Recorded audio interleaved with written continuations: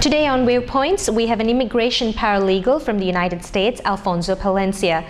Welcome to Viewpoints, Alfonso, and could you tell us a little bit about yourself and your background? Yes, I'm a immigration paralegal, a legal professional. That profession doesn't exist here in Sri Lanka. It's it's kind of like a junior attorney, but we're not attorneys. We haven't been registered with the bar in California, Los Angeles, where I'm from. Spanish is my first language, and because of that, I have focused on professions that deal with the Spanish-speaking community in Los Angeles.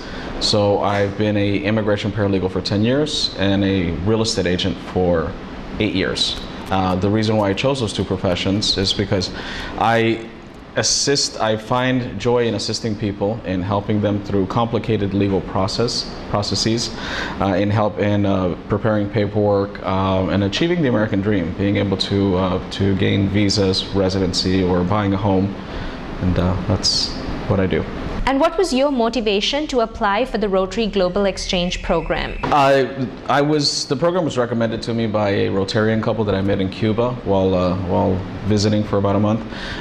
They noticed the way that I would pay attention to people and would try to always be of service and help, and they said, we want to tell you a little bit about this organization called Rotary. And when we came back to the United States, they took me to lunch or invited me to dinner and explained Rotary to me, and I went to a Rotary meeting and they were discussing the GSE program that day, and they immediately nominated me. And afterwards I went home and they told me, they said, make sure that the country is Sri Lanka, make sure that you know about it and that you want to go there. And I did a little bit of research on Sri Lanka, and I found a few things interesting. The fact that there are several languages spoken here, several national languages. The country was just coming out of a civil war. My father's an expatriate from Guatemala who's lost his father in the Civil War there, and that was of interest. And also the fact that your economy is growing, double-digit growth for the last 2 years. I found that very interesting. Now, the US and Sri Lanka have both dealt with its own share of illegal immigration issues. As an immigration paralegal, how do you view the issue of illegal immigration? I prefer the term undocumented, but that's in the United States. I don't know much about your immigration problems. I've read a little bit in the news about unskilled workers going to other countries like Saudi Arabia and having problems there, death, jail, things like that. As far as immigration goes, I see immigration and emigration as a healthy process. When there are individuals that want to leave a certain country or aren't happy, I feel that they should have the right to be able to leave.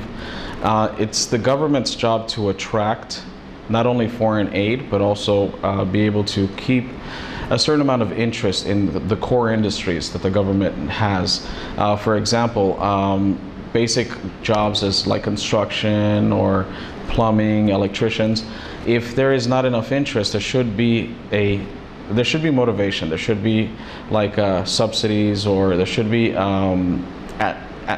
well, how can I put it? There's an economic term, but the government should motivate at the very least, the individuals to stay there. If it can't keep people there, then it should not restrict people from traveling.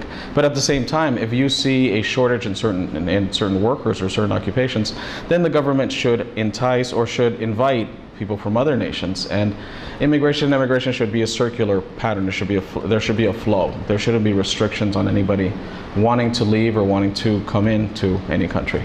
And on a lighter note, what is the one memorable thing that you would tell people back in the United States about Sri Lanka? There's so many things, but the most memorable thing would probably be, I guess if I had to sum Sri Lanka up in one word, it would be spirituality, spiritual experience.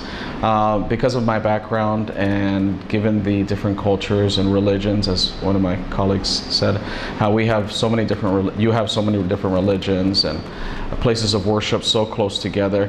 I know there's conflict, but at the same time, there's a certain harmony that we don't see in the United States. And being able to have so many different religions and faiths together allows you to really understand that at the end of the day, we're all human beings and we all have the same basic needs and wants, despite the fact that we are fundamentally set in a certain type of thinking or in a certain way of believing.